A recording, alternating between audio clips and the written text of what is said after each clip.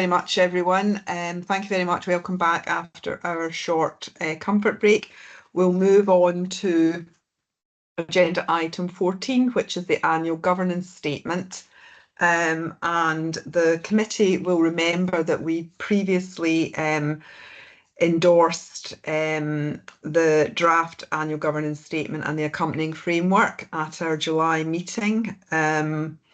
And we are provided with the annual governance statement for approval and to be considered alongside the Council's audited accounts and pension fund accounts. The leader sends his apologies. He had hoped to be with us for this item, but he sent his apologies. Catherine James is going to lead us through and briefly introduce this item, and then I'll leave the item open for questions and comments from committee members. Catherine. Thanks, Lynn. So yeah, thank you all for your time today. So on page 217 of the pack, you'll find the Council's annual governance statement for the financial year 23-24. So I'd just like to thank the committee members, really, officers and Audit Wales, for all their contributions in finalising the document being presented today. It has been a long process and everybody has contributed significantly. So this year an annual governance framework was also developed, and that's on pages 237 to 340 of the pack. And this was developed in collaboration with many officers from across the organisation, and it sets out the processes, systems, records and responsibilities that underpin our annual governance statement. So as part of the audit of the Council's accounts, Audit Wales did review both the annual governance statement and the supporting framework, and I am pleased to report that no formal recommendations were received in respect of the AGS, but it was deemed to be compliant with SIPFA requirements and was consistent with the auditor's knowledge. But we did have some helpful observations, and where these have not already been implemented already, we are looking to embed them in our processes going forward. So the annual governance statement enables us to demonstrate the extent to which governance is effective based upon best practice from Chartered Institute of Public Finance and Accountancy, so SIPFA, and SOLIS, and that surrounds our governance. And so we've provided an overall assessment of assurance as well as assurance levels against each of the 7 principles. So for the year, the overall assurance level is reasonable, meaning that we can offer reasonable assurance that the Council's arrangements adequately reflect the principles of good governance as indicated in the SIPFA SOLIS Good Governance Framework. And on page 220 of the agenda pack, you will see a table outlining the overall assessment for each of the 7 principles. So I'm not going to read them verbatim, but principle A to E maintained the assurance levels provided last year, whilst principles F and G have moved from a reasonable assurance rating to substantial in 23-24. So principle F is around managing risks and performance through robust internal control, and principle G is about having good practices in transparency, reporting and audit. The improvement actions that we did identify within the AGS report, which are on page 227, are already being progressed, as is the wider annual governance statement process in readiness for reporting for 24-25. So I would just like to seek approval of the finalised annual governance statement today from Governance and Audit Committee. And if the committee agree, it will then be published as required to our website and shared accordingly. Thank you. Thank you, Catherine. Before I invite approval, I'll just obviously pause and invite committee members to make any comments or observations and ask any questions before we move. I've got Councillor Peat. Yeah, yeah, thanks, Chair. Just a quick one on page 253, where it talks about numbers and themes for whistleblowing complaints.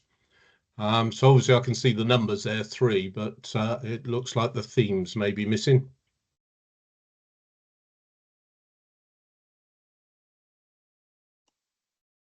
Catherine? So thank you, Councillor Peat, for your question. So we have outlined, it's at the top of the next page, that the 3 complaints did originate from 3 different school settings, but we will ensure that we provide the themes as well, so we can add that in prior to publication. It's not a problem. Okay. Thank you. Thanks, Catherine. Thanks, Chair. Thank you, Pete. Clive? Chair, Catherine's answered the point, so I Okay. apologies. Thanks, Clive. Not a problem. Thank you very much. Any further questions or comments on the annual governance statement? If there are no further questions or comments from my perspective, I would add that certainly going through the process of this committee's consideration of the annual governance statement starting in June or July, when we looked at earlier drafts and approved the draft and the framework in July, it feels to me that the process to construct and draft the report supported by the framework that Catherine referred to has improved over the past 2 or 3 years, and I use the word construct advisedly when I talk about, because you build an annual governance statement. You don't just draft it, because it's drawn from lots and lots of different sources of evidence. So from my perspective, I think the process is steadily improving, and hopefully that in itself actually contributes to the strength of the overall governance and accountability framework of any organisation. So it feels like we're moving in the right direction in terms of document itself and the underpinning arrangements that lead to its production. So thank you for your hard work in this space. And if there are no further comments, I will simply ask the committee if they are content to approve this and recommend it to Cabinet for publication. Move. Councillor Pete and John, thank you. Yes. Thank you very much. In that case, we can move on to agenda item 15, which is the statement of accounts for 2023-24. And in this regard, the committee is asked to consider and approve the 2023-24 statement of accounts and letter of representation, which, following this committee's approval, the Section 151 officer and I will sign. Introducing the accounts, I'm going to look to Jane and Dan, and then I'll look to Emma Woodcock from Audit Wales to introduce the ISA 260, and then, subject to comments and questions from the committee, we'll hopefully move to approve the accounts, but we're not quite there yet. So Jane and Dan, and then we'll ask Audit Wales colleagues to comment on the ISA 260. Jane. Thank you, Chair. So just for members' information, the report that accompanies the accounts starts on page 343 of the pack. It's a very lengthy pack, an extensive pack today, so I thought I'd just highlight that. So in terms of the statement of accounts, they were signed off by myself on the 28th of June, and that's a requirement of the Accounts and Audit Wales regulations. That was in line with the deadlines that have been issued. The second deadline is that the accounts are actually finally audited and approved by the committee before the end of November. So again, we're in line with those deadlines, pending on committee's decision today. So the Auditor General intends to issue an unqualified opinion on the 2023-24 accounts for the authority, but that will be following the receipt of the certified letter of representation and the approved statement of accounts, which committee are being asked to consider for approval today. In coming to that conclusion, we have held a number of seminars with committee. There was one held back on the draft statement of accounts where we did take the opportunity to go through in detail the very lengthy document, obviously, that is the statement of accounts, and there was some good challenge and so forth at that committee. I would urge members to highlight any concerns or any issues that they feel they should, so that people understand that, you know, a lot happened at those seminars, but we need to factor some of that in today. In terms of the advice, and you will have a report, as you say, from the Auditor General provided by Emma shortly, that gives their opinion and highlights things that have cropped up as a result of the audit. But I can advise that all misstatements have been corrected, and they are in that report that you will see. And the recommendations identified in the Auditor General's report have also been accepted, and the corresponding actions to address that are included in the document that you see before you today.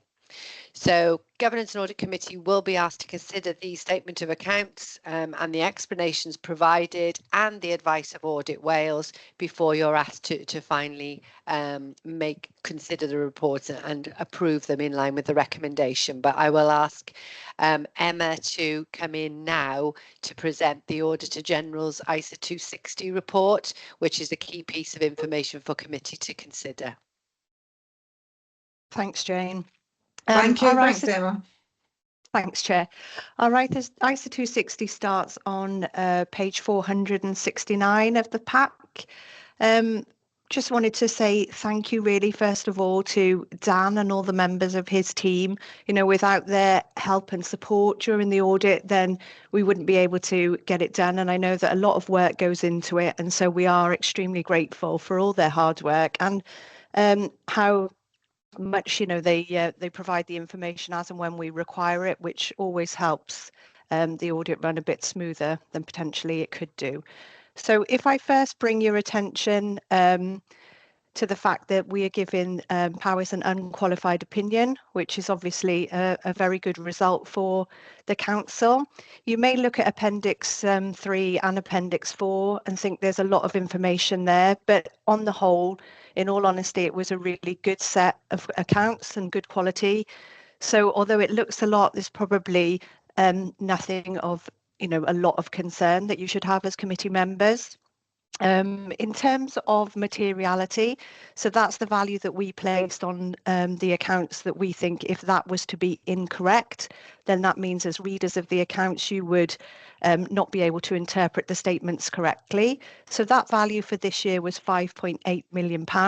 And so what we do in Appendix 3 is we provide you with any details of amendments that were made over 5.8 million, of which there weren't any. You'll be pleased to know, I think the highest is 5 million. And then we also report you anything which is over what we call the trivial level. And trivial level for this year was 291,000. We also give other special mentions, if you like, which are specific interest because we think they're material by nature. And those that are material by nature are the related party disclosures and the remuneration report. I'm making the assumption that everyone has read the report. As Jane mentioned, there's no uncorrected misstatements. All the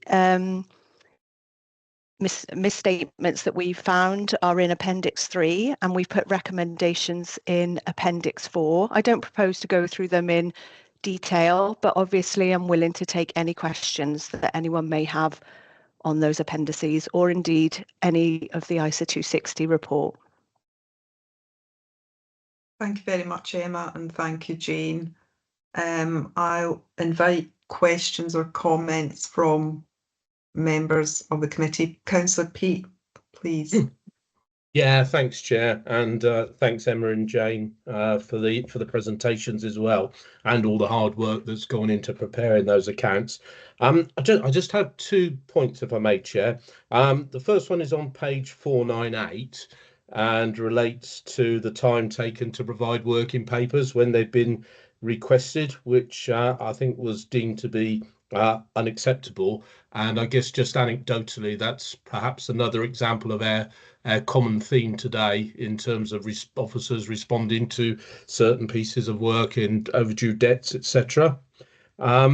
The other point, and I take on board the Section 151's officers' comments around the points that have been raised and the fact that very pleased to see an auditor's unqualified opinion. But it was just looking at the number of those audit points raised, which were obviously identified after the year end. I just wanted to ask if there is any awareness of any impacts on reports that have been issued to committees, cabinet and council during the year, and consequently on which any decisions were made, because they would have been made during the year and these issues found after the year end. Thank you. Thank you very much, Councillor Pete. I'll bring in Dan. Dan. Mute Dan. I'll repeat what I said for the benefit of everyone else. Yeah, just to on the timeliness of working papers, which was an issue during the accounts. A lot of the issues we had, and a lot on that list relate to samples. We're distributing information out to accountants. They're distributing it to people in their teams, and then they go out to the services, and then we're waiting for responses back. I think there's obviously lessons to be learnt on how we could chase them up a bit quicker. And we're hoping next year to have inflow, which is something that Audit Wales have introduced around other authorities in Wales, and that we're having good reports about that. We certainly hope that could speed up the process next year. But obviously, regarding this year, yeah, there were issues on the timeliness of some of the responses we got back to Audit. Thank you, Dan. Does anyone else want to comment on that, or happy to move on? Happy to move on. Councillor Chris. Yes, thank you, Chair. I'm looking at page 353, where it mentions about collection rates. I see that it's gone down slightly, and I'm just checking that that's not too significant. So do we know what that is in cost value of not receiving as a part of our income from council tax base, and does that cause us any meaningful impact? And then if we were to benchmark ourselves against other councils, is our collection rate at the higher end or at the lower end on there going forward?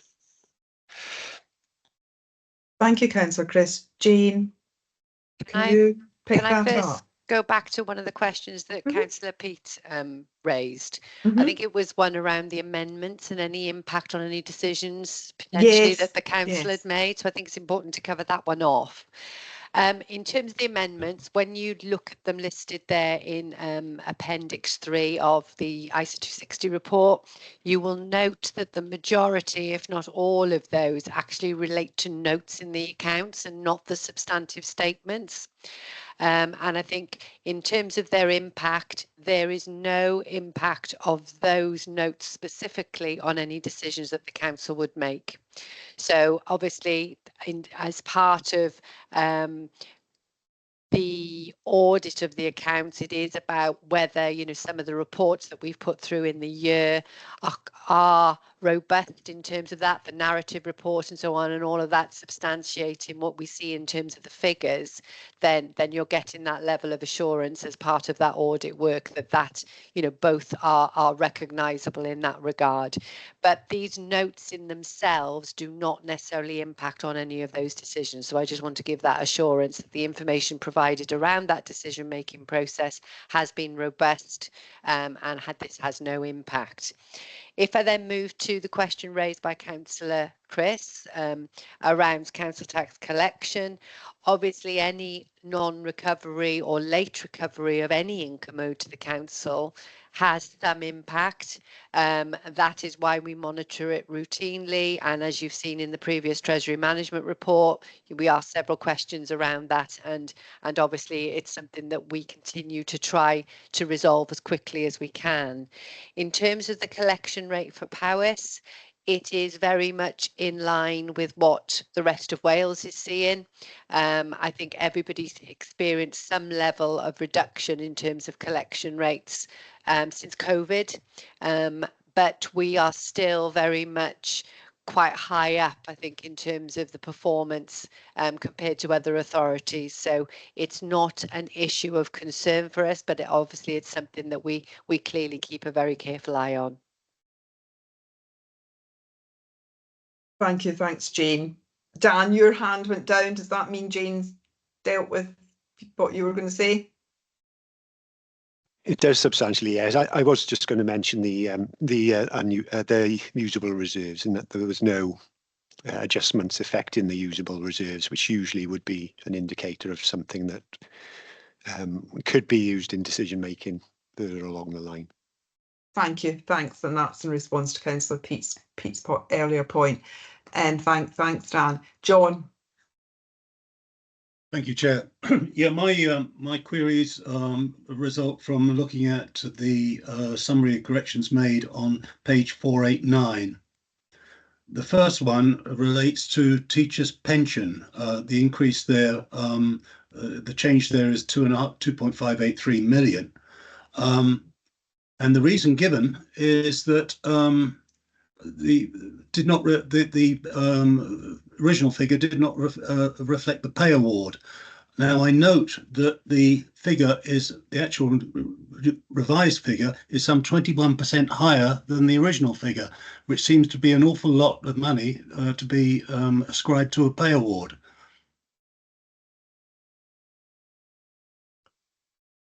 Would anyone like to? Oh, Dan. Yeah. This adjustment was made within that note. I think it's note 41.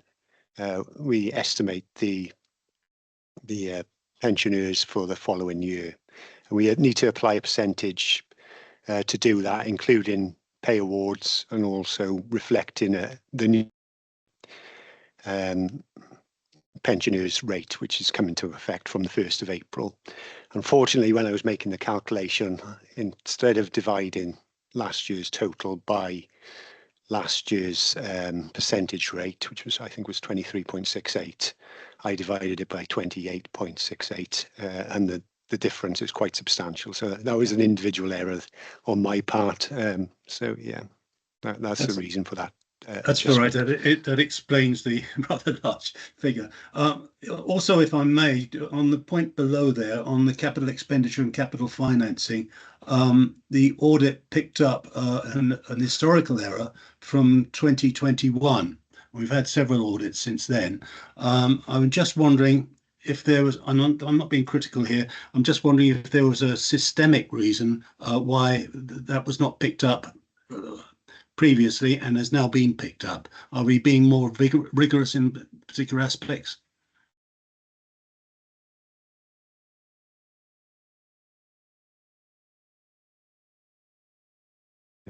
I was just going to come in on one for Audit Wales to pick up, or?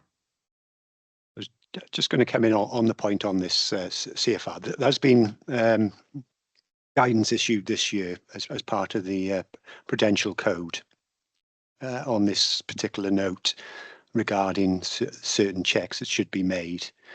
When we reviewed the note against this guidance, there was a difference. We had to go back a few years to find that difference into why the draft didn't align with the guidance given, or the figure we should be getting from the guidance given.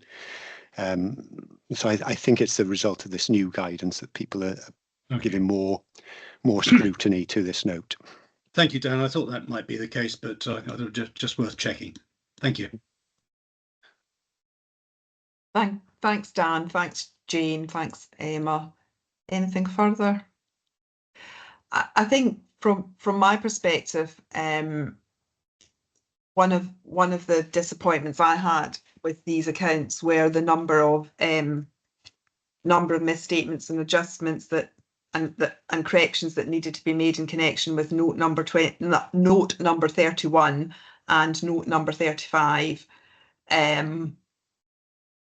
I was disappointed with the number of misstatements identified and the corrections there, and I would just really register my hope and expectation that in future years we don't have that number of errors in those two important notes to the accounts. As Emma said in her introduction, it's not material, but it is very, very important. It's material because of the nature of the subject matter. That's probably enough said for the time being. Derwin, I can see your hand is up. Yeah, thank you, Chair. I just wanted to echo originally Emma's words to thank Jane and her team for the accounts. I think to recognise, a good set of accounts. Powys Council is a large, complex organisation, so a good set of accounts. Yes, there are some corrections and issues, which we've spent some weeks going through, but on the whole, I think we're in good shape. And also recognise that I think Jane mentioned in her opening words that the council produced accounts on a timely basis, and I think it's sometimes glossed over how important that is. Council have consistently produced accounts on time. That is not the case across Wales, so I think the council needs recognition for the fact they do produce timely, good accounts. I wish that was the case across some other areas across the Welsh public sector. And as we now look over the next 2 or 3 years to bring the audit timetable forward, so for next year we should be looking to certify by the end of October. The following year looking to certify by the end of September. The ability to produce good quality, timely accounts is fundamental for that timetable to work. So I just wanted to add that into the conversation. Point well made. Absolutely, Derwin. It's really, really important that the skills, expertise and commitment of Jane and her team are recorded in these meetings. We have a clean opinion. We have a very, very comprehensive and timely set of statements, and that is a tribute to the professionalism of the team that serves. So thank you very much for ensuring that is recorded. Jane, you wanted to come in?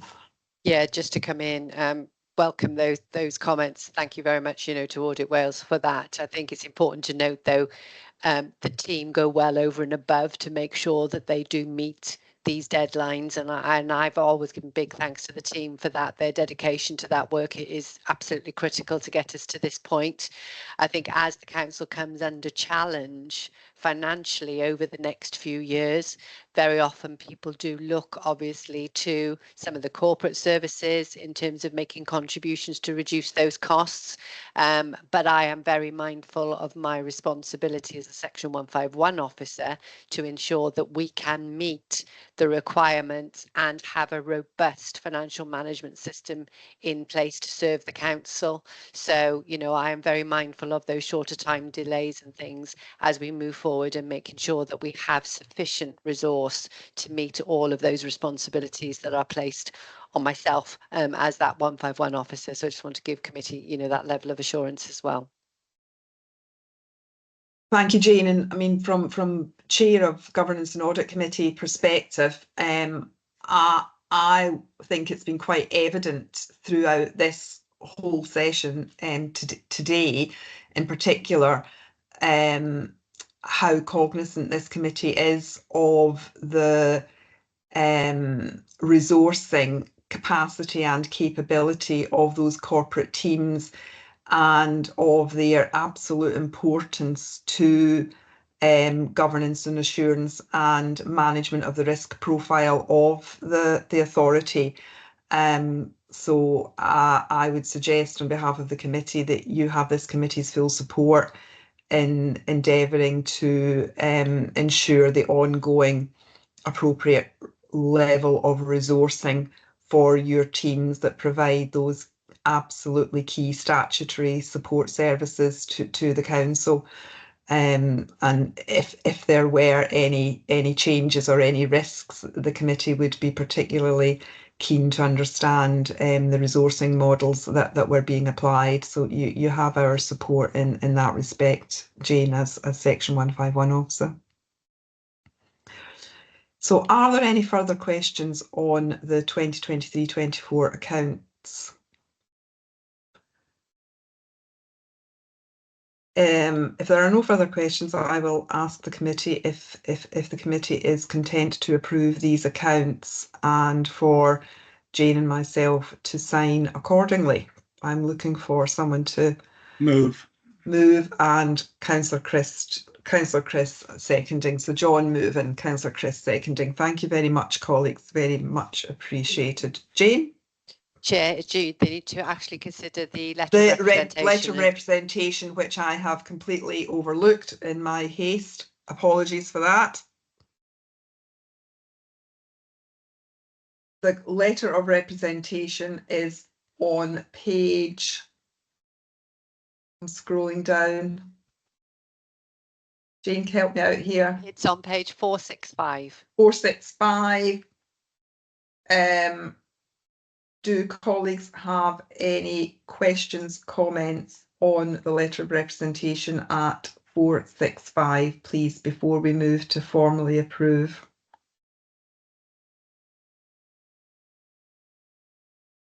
No? No. Okay, can we remake formal approvals in that case? Move. Moved and seconded. Thank you very much, and thanks, Jane, for keeping me right there. Apologies. Okay, we will move on, colleagues, to item 16, the pension fund accounts. I'll ask Jane to introduce the pension fund accounts, or Jane and Dan, and then invite Audit Wales colleagues to introduce the ISA 260, and then we will also look at the letter of representation this time, and then subject to the committee's discussion and questions, we will approve those pension accounts. So thanks very much, Jane. If you could introduce, please.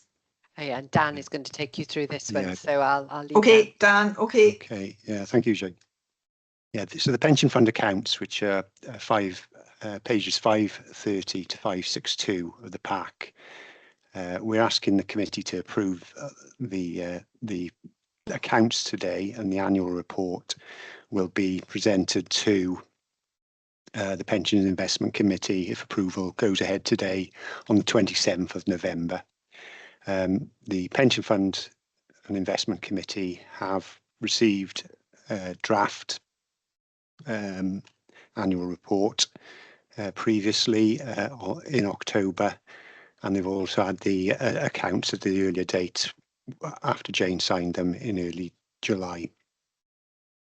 There's just one adjustment I'd like to flag, which is in the annual report, not specifically the accounts which you're approving today, but that adjustment will be sent to Pension Investment Committee so they can look at it for next week, which concerns the board chair's report, page 521, and specifically about scheme member representative attendance at the meeting, where one of the scheme member representatives attended one of the meetings and passes apologies for two of the meetings, and we've put in the table NA, so we've corrected that, and that will go to the Pension Investment Committee next week.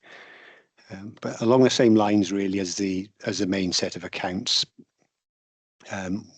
we undertook 2 seminars and included the pension fund in those accounts. Obviously, the main movements in the pension fund accounts are the investment movements generally, and fees move in line with that. So following the same procedure, really, we'd be asking committee to sign the letter of representation today, consider what audit tell us from the ISA 260, and then if in agreement, approve the pension fund accounts. Thank you very much, Dan. Thank you. Emma? Thanks, Chair. What I'm going to do is going to hand over to my colleague Alex Ross, if that's okay, and she'll go through the ISA 260. Apologies, Emma, I have actually got Alex's name written on my agenda. No problem, Sorry. that's fine. Sorry. Thanks, Chair. Thanks, Emma. So the ISA 260 starts on page 597 of the agenda pack. Overall, we've been provided with a very good set of accounts and supporting working papers, which has been consistent with prior years and also consistent with the main accounts. Materiality was set at 8.3 million and triviality was set at 417k. Overall, we've issued an unqualified audit opinion and there are no significant issues to report. There were no unadjusted misstatements and 3 adjusted misstatements that were above trivial but below materiality. And overall, we haven't made any recommendations during the course of the audit, which I think is a good reflection of Powell's hard work and consistent effort and yeah, good set of accounts provided to us. Thank you very much, Alex, and thank you very much, Dan. Any questions or comments before we move to the letter of representation?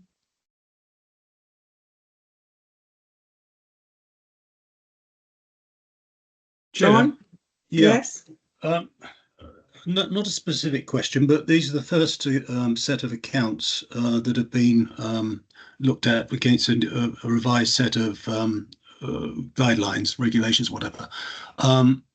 Are there any particular lessons to be learned along the way on either side, either with Audit Wales or with ourselves, we should be mindful of when we're planning for next year?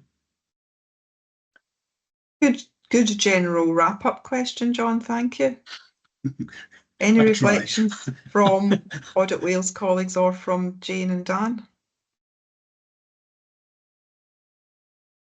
Dan? You're muted, Dan. You're muted again, Dan. Rolled my eyes. Easy done. Yeah, in terms of the annual report, yeah, there was late guidance issued from the Scheme Advisory Board on the pension fund account. So it's been a best efforts this year to get all the musts into the report, and then as far as the other categories go, the maybes and the maybes, we'll be looking to incorporate them, you know, as the information becomes available. Really, some of that information we don't currently hold, but we're looking at methodologies of getting that to provide it into the annual report. Thanks, Dan. Emma? Yeah, I was just going to say I agree with what Dan has said, and I think probably just even from a continuous improvement perspective, it would be good, you know, for our team and Dan and the team to get together just to have that sort of post-project learning, just to see where we can improve things, if we've got ideas where Dan can improve things, etc., because that always helps smooth the process going forward. So, you know, I do this at other clients and we can look to get something maybe done in the next year, in the new year even, so we can both have that dialogue, which I think is really good going forward. Thank you. Thank you. Very constructive. Thanks very much, both. Thank you. Well, looking back specifically at the pension statements, the statements and the ISA 260 together with the representation, the letter of representation. Are there any final comments or observations, please, before I move to seek the committee's approval of the pension statements for 2023-24? No. Can I look to the committee to approve the pension statements? Move. John and Councillor Graham, thank you very much, both. Thank you very much. And the letter of rep. I did mention the letter of rep this time. Oh, did you? Yeah. I'm not sure in the recommendation. I'm sorry, it could be Yeah. me. It's been a long meeting. Apologies. Yeah. No, I was really careful to mention it this time because I didn't the first time round. So Sorry, yeah. Chair. Yeah, no, not at all. I don't mind you coming in and keeping me right, not at all. It's been a long meeting. I was just going to close off these two items, 15 and 16, by reiterating the committee's support for Jane and her team, and giving them credit for the two clean sets of accounts, and also for extending our thanks to Audit Wales colleagues, to the whole team within Audit Wales who supports this process, because you know, it's demonstrably it has to be a rigorous process, but it's also a good process from our perspective. So thank you very much to all officers and all colleagues in Audit Wales for the professionalism and conduct of this process, because it makes a real difference to the assurance that this committee is able to draw. So thank you very much. I'll bring us on to our work programme, and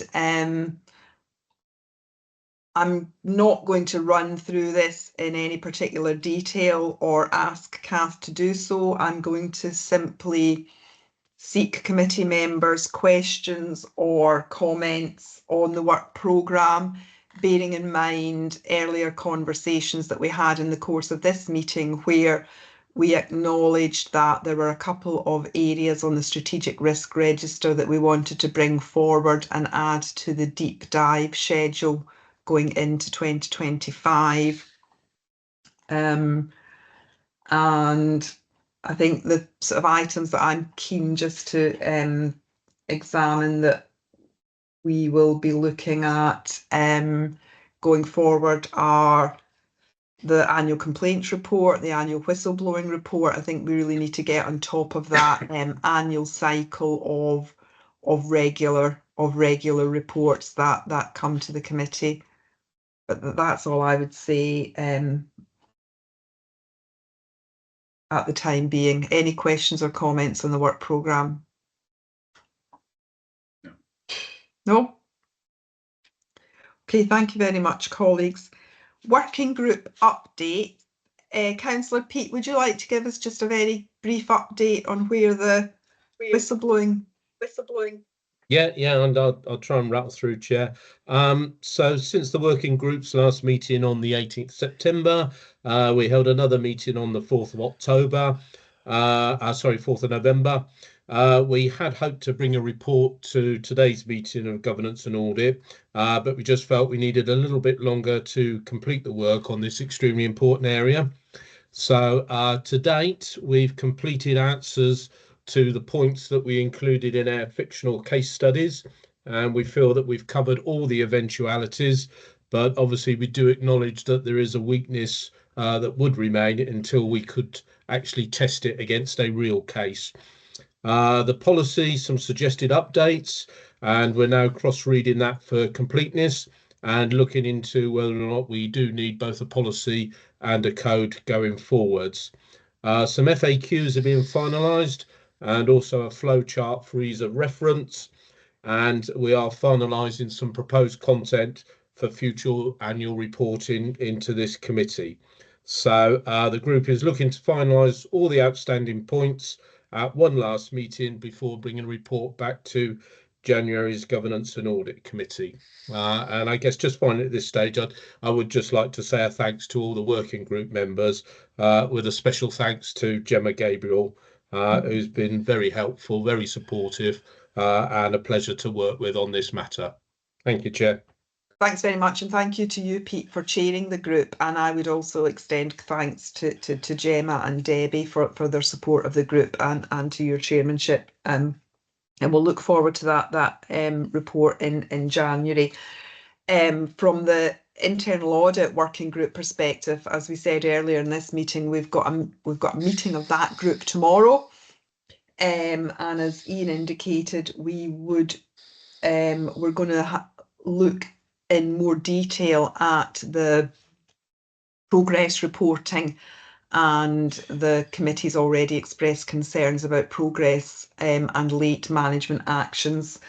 We're also going to look at updates in respect of Uthgal Callan Cymru and Brecon High, updates following the discussions that this committee had with the respective management teams. We're going to look at the procurement card audit update and continue to discuss our priorities for the next few months. But from my perspective, really getting under the skin of progress against management actions is going to be a firm focus for the working group. I think that is in the majority of the working group updates for now, but we'll obviously keep committee members abreast of what's going on with our additional groups.